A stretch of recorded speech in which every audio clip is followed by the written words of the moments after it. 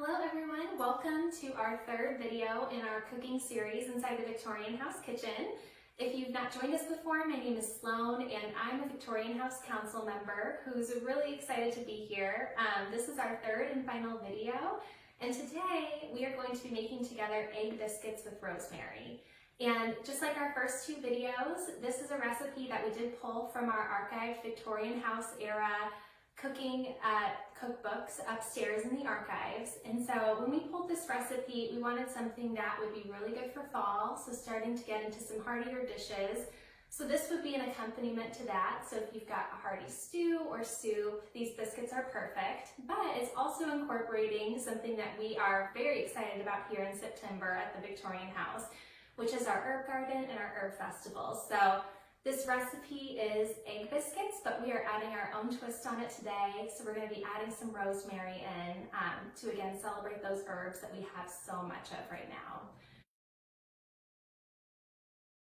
So we're going to go ahead and get started. And our first step is to do a little bit of prep work because this recipe comes together pretty quickly.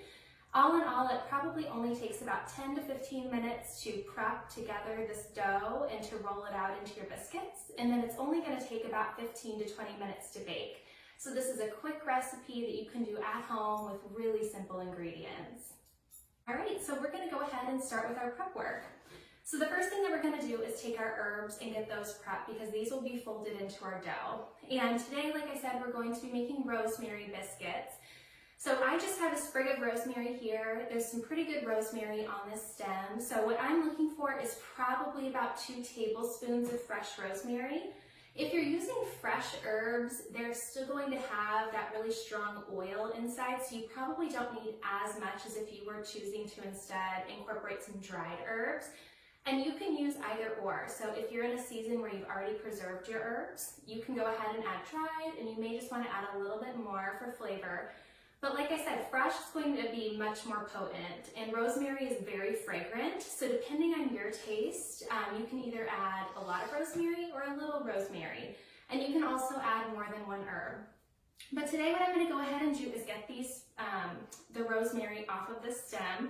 So if you've not used rosemary before, it's really easy. You're just going to take your stem and kind of pull down on these, going the opposite direction, and all of your little rosemary pieces are going to fall off. So we're just going to get our rosemary off of this stem. And then what we're going to do is finely chop our rosemary. You could certainly chop it, like do a rough chop, or you could do a fine chop like we're going to do. I recommend chopping more on the fine side just so that it gets evenly incorporated in your biscuits. And if you take a bite, you don't get just a huge chunk of rosemary, especially since, like I said, this is going to be a fresh herb going in. What we're going to do is just get our rosemary on the cutting board, and I'm just going to go ahead and get these chopped. Now, one thing that we get really excited about in September here at the Victorian House is that our herb garden is flourishing. We have such a good herb garden, and it's honestly in great shape because we have so many wonderful volunteers that help us take care of our herb garden. And I feel like whenever I host here at the Victorian House, a lot of people don't realize that we have an herb garden in the back. So it's kind of like our best kept secret. So if you are here in the fall, I would encourage you to stop in and tour the museum, but then also make sure to stop out back. It's actually right outside our kitchen window here in the Victorian House. So make sure to tour our herb garden, and if you see one of our volunteers, make sure to tell them thank you because they really keep our herb garden looking great throughout the season. Now, like I said, you can either add in fresh herbs or you can use dried. So this is really a good recipe to keep throughout the fall and then into the winter using some of the preserved herbs that you might have from your own garden.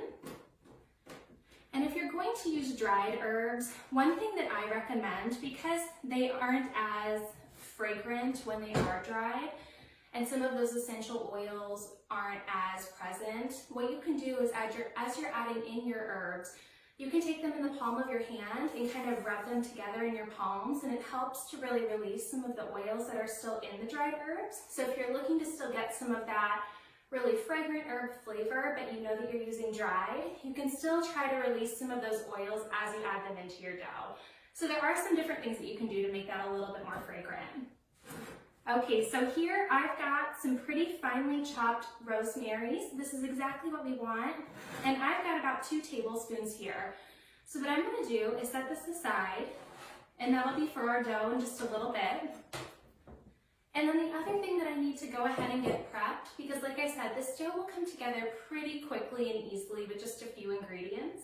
We're going to make sure that we've got our egg already beaten, because as we add that in, we just want to make sure that everything goes quickly. Since we're using cold butter, we want to make sure that this dough comes together in a pretty timely manner. So I'm going to go ahead, we just need 1 egg for this recipe. Now, if you're planning to make a double batch or more of this recipe, for 1 serving of this batch, it calls for an egg, but this batch is probably only going to make about 8 biscuits total. So if you've got a larger group and you want to double it, just make sure you have enough eggs on hand and enough herbs on hand. We're going to go ahead and crack our egg into this bowl. We'll go ahead and set this aside. And we're just going to make sure that this is well beaten. And this is going to help our dough kind of bind together.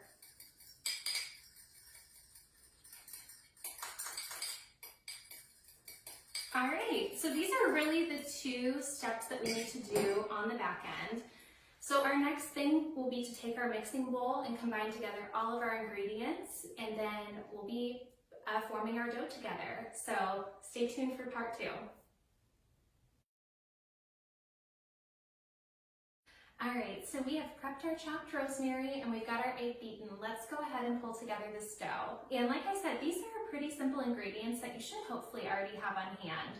So this would be a really easy recipe to pull together on a chilly fall day if you're looking for that side dish. But we are going to start off with the base of our dough. And what I've got here in my mixing bowl is 2 cups of all-purpose flour. Now, if you have a food allergy, so let's say you're like me and you're not able to eat gluten, I think that you could absolutely substitute this flour with a gluten-free flour. I will say, if you are going to use a substitute flour, try to find an all-purpose flour or a 1-to-1 flour, because you really want something that can rise. And so typically like an almond flour would be a little bit more dense or may not be able to give you that fluffy biscuit texture. So try to find something that would be comparable and work for you, but you could absolutely substitute out the flour. So like I said, we're starting off with 2 cups and we want it to rise, so we're going to add some baking powder. So 2 cups, we're going to add about 1.5 teaspoons of baking powder. So I've got my dish here. I'll sprinkle this in. Get my half here. All right, so we've got 1.5 teaspoons of baking powder here, and I've just got a fork. I'm just going to kind of stir this together to make sure it's all incorporated in the flour. This also helps to kind of get out any clumps that might be in the flour. So you want to make sure everything is kind of mixed together and the flour is pretty smooth when you're done. Now back in this era, you know, commercial food processing was really in its infancy stage. And so a lot of recipes were really dependent on what you had on hand, which was very true when we were filming our last video. We were in our summer kitchen, we were making our salads and some of our more produce heavy dishes. But in this season of the year, you'd really be dependent on some things that you had in your cellar. You'd start to really be thinking of your preserved foods, so your dried herbs, things that are canned, things that you can keep in your cellar. And so this is a good recipe to pull out in those colder months, because you really can add in some of those things that you have preserved to still give great flavor to your dishes. And so this is something that would really hold up. Okay, so we've got everything incorporated into our flour. What we're going to do now is cut into this flour a chunk of butter. This isn't quite the size of a piece of butter the size of an egg. We're only using about 2 tablespoons today, but what you want is cold butter.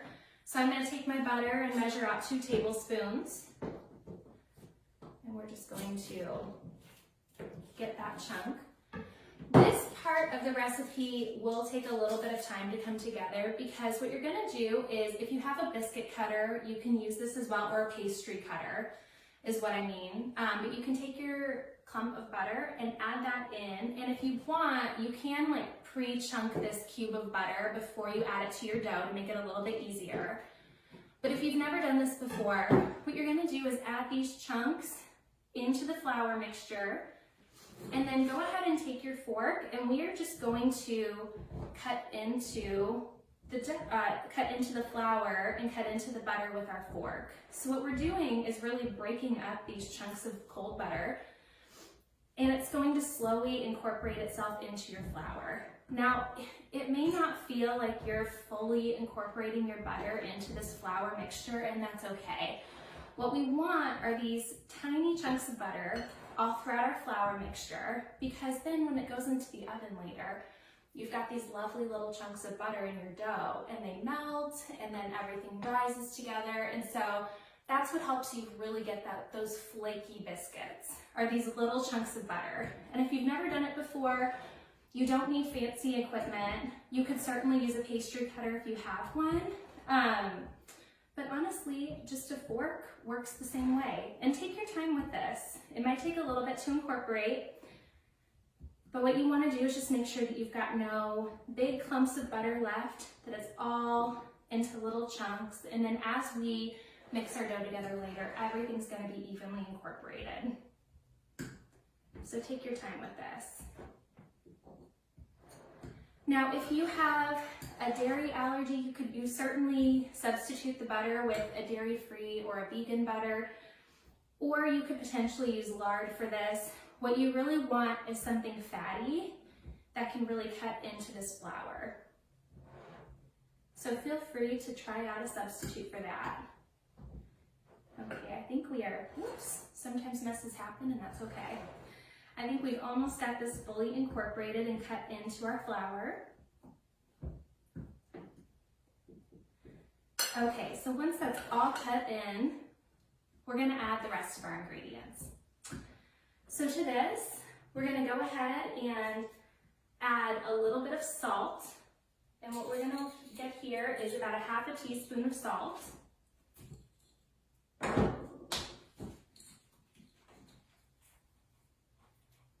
I'm just using a kosher salt. You can use any kind of salt that you have, but we'll add salt in here. We're also going to add a little bit of sugar. And don't be worried about this step. They're not going to be sweet biscuits. This is a really minimal amount of sugar. So if you're a little nervous about that, please don't be. What we're looking for is about 3/4 teaspoon of sugar.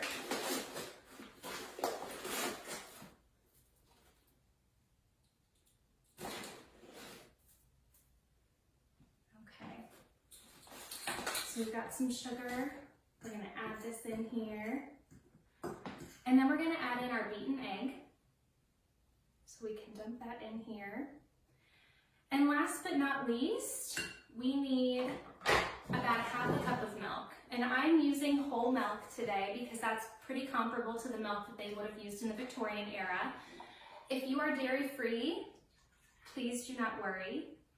You could certainly add in a non-dairy milk, but if you're going to add one in, I would choose one that's a little bit fattier. Got about half a cup here.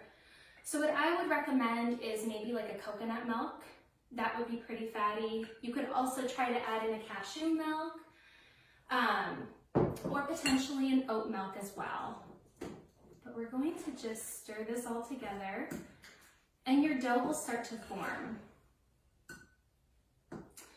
And then just as you're starting to incorporate it, but not before it's fully folded in, we're gonna add our rosemary. And I'm gonna add all of the rosemary I chopped, which is about 2 tablespoons, maybe a tad more, into this dough. Now for your biscuit dough, you just want it to be just barely mixed together. You want your biscuit dough to be really flaky and not dense. So we're gonna mix this together. Now sometimes when you start to mix your dough together, you'll notice that it's still a little too dry. So you can tell from my dough right here, it's just a little bit too dry. So what I'm gonna do is add in just a splash of milk. You don't want your dough to be overly sticky, But if it's too dry, it's not going to ball together for you to roll it out with your rolling pin. And so then you're gonna end up over mixing it, trying to get it to form together. And so you wanna just make sure that you've got just enough moisture for it to come together. So we're gonna add in a little bit of milk until we get the texture or the consistency that we want. And sometimes if your utensils aren't pulling it together, you could always kind of form it together with your hands. But what you want it to do is come together in a ball and not be overly dry, but not be overly sticky. So just enough where it comes together and it stays together if you clump it.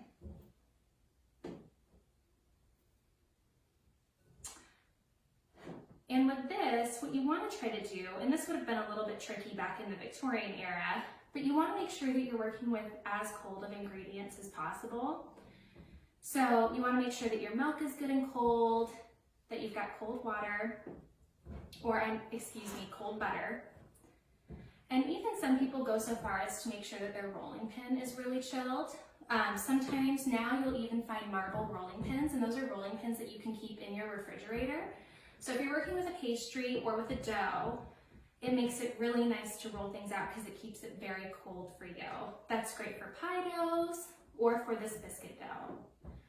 All right, so what we've got here is our dough has come together. So now we are ready to roll this out and get it cut into our biscuit shapes. Okay, so we've had our dough formed together. So this is exactly what we want it to look like. It forms into a ball, but you can see here it's not so wet of a dough that it's coming together really smoothly, and that's okay. It's moist enough where it clumps together in a ball, and so this is going to give us flaky biscuits. And what we want to do is take our rolling pin and we're going to roll it out about a 1/2 inch thick. And I just want to let you know, if you don't have a rolling pin at home, that's okay. You could always run your hands under cold water. Like we said, we want to make sure that we're still keeping that butter pretty chilled. But you could just pat it out to about a 1/2 inch thick and then cut it from there. If you don't have a rolling pin, it's okay. But what I'm going to do is take my rolling pin and start rolling this out. And you just want to keep rolling it until you get, like I said, about a 1/2 inch thick. If you wanted to go a little bit thicker, you absolutely could. But we're going to go for about a 1/2 inch in thickness today. And like I said, this is going to make about 6 to 8 biscuits, and that depends on the size of your biscuit cutter as well. So if you've got a smaller biscuit cutter, you may be able to get a little bit more. All right, so we are about at the thickness we want. This is a really pretty dough because you can see all the speckles of rosemary all throughout. So this is really, really pretty. It'd be great for the holidays. So now we're going to cut our biscuits. Now you can do this a couple of different ways. You could either use a biscuit cutter, which is the more traditional way. If you don't have a biscuit cutter like me, because I don't make biscuits that often, just use a glass and just use the rounded edge of the glass. It can be different sizes, it's okay. I'm just using a normal pint glass because this is roughly the size of the biscuit that I want. And what we're going to do is take this and just punch it in and then pull up, and that's going to be our biscuit. Now, a technique for cutting your biscuits, you don't want to punch in and twist your cutter. If you punch in and go straight back up, it's going to help you get even more flaky layers. So try to resist the urge to twist your biscuit, but you're gonna get about this size, and that's exactly what you want. So we're gonna put these on our baking sheet, and we'll just keep going around punching these out. And after we get all of these punched out, there's gonna be some extra dough. We'll just clump it back together, roll it back out, and cut even more biscuits. Now, one great thing about this time of year is that the Victorian house hosts our annual herb celebration. This is honestly one of my favorite events of the entire year, and I'm not just saying that because I'm on the council. It is just such a fun day, and it's a great time to come together, learn from others. We cover so many different topics at the herb celebration. So we talk about uses for herbs, we talk about preservation techniques, You know, it's a great way to collaborate with your neighbors, and it's a great way to celebrate just the history of food preservation in general and how far we've come, but also how closely we still stay tied to our roots. So this recipe is a great example of that. This recipe is something that, you know, is in a cookbook from the late 1800s, but it still holds true today. And I think that that's the same thing for a lot of our preservation techniques, especially around herbs. So the herb celebration is a fantastic way for you to learn more, get new ideas, and also it's just a fun time. We bring in catering from Moment in Time. So Chef Jess is going to be here. We always have an herb-themed lunch. So if you're able to make it, it's in September, but if not, catch us for the next time, because the herb celebration is something that we'd like to continue to hold in the future as well. And if you have questions about the herb celebration or just the Victorian house in general, I encourage you to stop by. We usually have weekend hosting in our open season, so Saturdays and Sundays are an excellent time to come in. And I think the Victorian house is extra special. We've got just a fantastic kids corner. So if you have a chance and you've got littles, stop on in and you can visit our kids corner and tour through the museum. It's a really fun time. All right, we're gonna cut out the last of our biscuits. Now, if you're cutting these out and it's taking a little bit of time and you notice that your dough is starting to get sticky, don't be afraid to pop it back into the refrigerator for a little bit longer. Like we said, you don't want that butter to start melting throughout. So if you feel nervous about that, get it back into the refrigerator. I've got a little bit of dough left, but I've got my biscuits to go ahead and make. So what I'm gonna do is pop this into a quick oven. And if you remember our last videos, we've talked about how they would talk about quick ovens or hot ovens. This recipe calls for these to go into a quick oven for 15 to 20 minutes, and so that would be a 400-degree oven. So depending on how done you want these, cook them for 15 to 20 minutes, and we'll be back at the end when these are all baked. All right, so we have baked our biscuits that we cut out for about 18 minutes in the oven, or 15 to 20 at 400 degrees. And so these are out of the oven and cooled, and I wanted to just mention how you could do a final step before serving these. So they'll come out and they're going to be fluffy and they'll have risen in the oven, but one thing that you could do is melt a little bit of butter over the stove and just put a little bit of melted butter on top. But what I would also encourage you to do is if you've got extra dried herbs or even fresh herbs and you're wanting to add a little bit more herb flavor, you can also make a compound butter to put on top of these, which would just elevate it to the next level. So if you've got some butter, which we should have some extra from our recipe, you could even add in some roasted garlic, maybe some thyme to go with your rosemary, a little bit of salt or pepper, just to, like I said, add another layer of flavor. But otherwise, the rosemary in these biscuits is so lovely.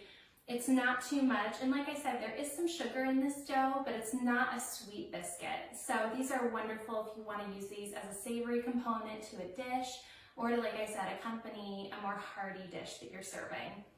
But this is our third and final cooking video in this Victorian house kitchen, and it's been such a joy to be able to cook with you all through these 3 videos. And if you have questions, or if you're interested in just getting more involved with the Victorian house, we encourage you just to stop by. We're always looking for volunteers, especially people that are passionate not only about history, but also preserving the history that we have in Cedar Falls for our community. So if you're interested in getting involved or just learning more, stop in. I promise you won't be disappointed. But thank you again for joining us today, and enjoy the biscuits if you make them at home, and we hope to see you either at our Herb Festival or later this fall.